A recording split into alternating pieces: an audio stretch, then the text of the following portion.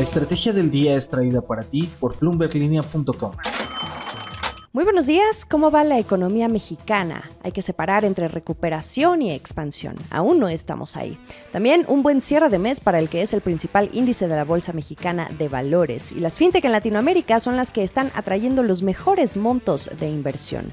No olviden hacer clic en el botón de seguir de este podcast, ya lo saben, y así pueden activar la campana para que ustedes sean los primeros en recibir la alerta de un episodio nuevo cada mañana. ¿De qué estamos hablando? México esquiva la estanflación, este escenario que implica estancamiento económico a la par de una alta inflación.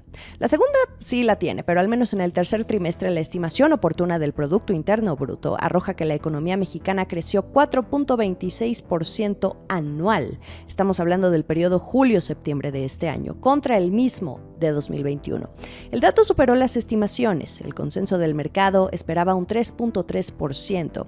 Y detengámonos aquí. Se mira como un buen dato, pero la realidad es que seguimos viendo un efecto de baja base de comparación. Y hay un efecto rebote porque la economía mexicana aún no termina de recuperarse de la caída que provocó la pandemia. La palabra clave, más que expansión o crecimiento, sigue siendo recuperación. Y eso es lo que nos da este dato. Se sigue recuperando. La lectura entre los analistas es que este dato del PIB al tercer trimestre no fue suficiente para que la economía mexicana termine de recuperar lo perdido en la pandemia. Un análisis de Banco Base a cargo de su directora de análisis económico, Gabriela Siller, detalla que el PIB de México hoy se encuentra 0.48% por debajo del PIB que se observaba en 2019. También hace la observación, o el breve recordatorio, un friendly reminder de que el deterioro de la actividad económica en el país inició desde mediados de 2018. Y luego en 2019, el primer año de gobierno del presidente Andrés Manuel López Obrador, ahí la economía se contrajo 0.19%. Si tomamos en cuenta ese contexto, entonces el rezago de la economía mexicana respecto al PIB de 2018 es de 0.66%, así lo detalla el análisis de Banco Base. Ahora miremos este dato del PIB al tercer trimestre, no en su comparación anual, sino trimestral. Es decir, comparado el segundo trimestre de este año con este dato reciente del tercer trimestre, el avance fue de 1%.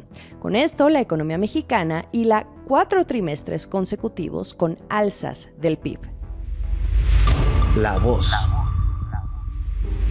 Y aquí tenemos un segundo comentario que tiene que ver con lo que decía al principio de esquivar la estanflación. Janet Quiroz, quien es subdirectora de análisis en Grupo Financiero Monex, le dijo a Bloomberg Línea que este escenario de estanflación está descartado, al menos hasta el cierre de septiembre. Con estas cifras al tercer trimestre vemos que el PIB acumula un crecimiento del 2.7%.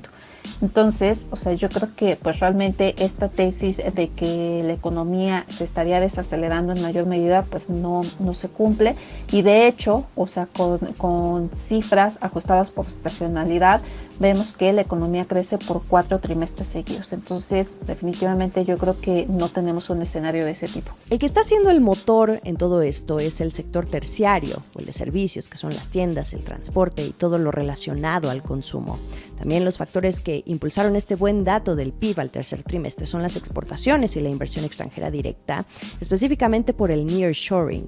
Este dato del PIB al tercer trimestre es la estimación oportuna. Falta conocer el dato definitivo, sin embargo, suele no variar mucho de lo que conocimos este lunes. Y ahora, otro recordatorio. Para el cierre de año, la Secretaría de Hacienda está apuntando a que México crezca en 2022 un 2.4%. Otro friendly reminder, porque ya lo hemos platicado. El viernes vimos de hecho a un subsecretario de Hacienda muy confiado. Durante una conferencia con motivo del informe de finanzas públicas, Gabriel Llorio dijo que los indicadores de la actividad económica muestran que la economía se perfila a crecer en línea con esa estimación del 2.4% anual que está haciendo el gobierno. Si miramos otros datos más allá del PIB, como el Indicador Global de Actividad Económica, el IGAE, que se dio a conocer la semana pasada y que suele ser también una pista muy precisa de cómo viene el dato del PIB, este mostró un dato positivo en agosto, creció 4.7% anual, que es el mayor incremento que se ha visto en más de un año, 13 meses para ser exactos. De ahí la confianza del gobierno. En algunos episodios hemos estado hablando también también de las estimaciones que han estado haciendo los organismos internacionales. La mayoría ha hecho recortes en sus pronósticos sobre cómo ven al PIB al cierre de 2022. El Fondo Monetario Internacional lo ve en 2.1%, la CEPAL en 1.9% y el Banco Mundial en 1.8%. Conclusión, México no ha terminado de recuperarse. Está a punto, pero aún no podemos hablar ni de crecimiento ni de expansión. El objetivo, dejar atrás la pandemia. Y sí, hay probabilidad de que suceda en el cuarto trimestre. Eso implicaría, ahora sí, en 2023, iniciar el año con crecimiento sin ese efecto rebote o de baja base de comparación. Acciones y reacciones.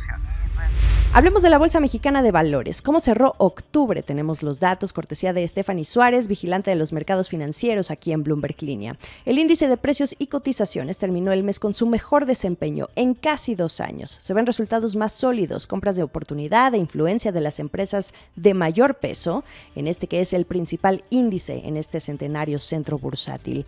El S&P BMV IPC, como así se llama, que integra una muestra de 36 emisoras, registró un crecimiento de 11.87% para ubicarse en las 49.922.30 unidades, luego de haber entrado en septiembre al mercado bajista, ustedes recordarán, o mejor conocido en inglés como bear market. Al cierre de septiembre, este índice se ubicaba en las 44.626.80 unidades. Los analistas dicen que pese a la volatilidad, el índice ha sorteado bien las aguas. La empresa con el mayor desempeño fue operadora de sites mexicanos, con un repunte de 28.56%, seguido de OMA, el grupo aeroportuario del Centro Norte, con un alza de 24.51%. Y también Grupo Financiero Banorte, con un alza de 24.26%. Por cierto, este banco anda muy concentrado desde que anunció Bineo, su fintech, al tiempo que salía de la puja por Banamex apenas hace 2 semanas. Pendientes porque este 29 de noviembre tendrá una asamblea para su incorporación como entidad financiera controlada. Me refiero a Bineo, su fintech. Podremos incluso también saber más sobre qué planes tiene con esta nueva empresa. El último sorbo. Y ya que andamos todavía en asuntos referentes al tercer trimestre, hablemos también de cómo se movieron las inversiones en este periodo en el mundo de las startups. Cayó un 3%, pero al menos el dinero sigue fluyendo. La plataforma financiera Transactional Track Record, TTR, destaca cuáles son las rondas de venture capital más grandes que recibieron las startups por país en este periodo. Sobresale la fintech mexicana de gestión de gastos y créditos, Clara, como la que obtuvo la mayor transacción en este tercer trimestre en toda Latinoamérica. Clara captó $150 millones en deuda de Goldman Sachs. No fue como tal venture capital, pero sí deuda, una tendencia cada vez más común en empresas dentro de este ecosistema que comienzan a generar tracción. Por cierto, la inversión en deuda de riesgo alcanzó un máximo histórico en América Latina. Se han desembolsado hasta el momento unos $1.300 millones en deuda de riesgo en lo que va del año, y esto ya supera al récord anual de $823 millones que se vio en 2021. Estos son datos de la Asociación para la Inversión de Capital Privado en América Latina, mejor conocida como LAVCA. Siguiendo con los montos más grandes, además de Clara, también tenemos a la brasileña Creditas, que en julio realizó una ampliación de $50 millones de una serie F que obtuvo. En Argentina, la operación más grande del trimestre fue la de Geopagos, que recibió por primera vez capital de riesgo por $35 millones. Las tres, como ustedes pueden ver, son startups fintech, para que vean por dónde va la tendencia. Martes 1 de noviembre, episodio 300 de La Estrategia del Día. Una pequeña mención a este nuevo hito. Gracias por acompañarme todas las mañanas. Buen día para todos. Esta fue La Estrategia del Día, escrito y narrado por Jimena Tolama, producido por Arturo Luna y Daniel Hernández. Que tengas un día muy productivo.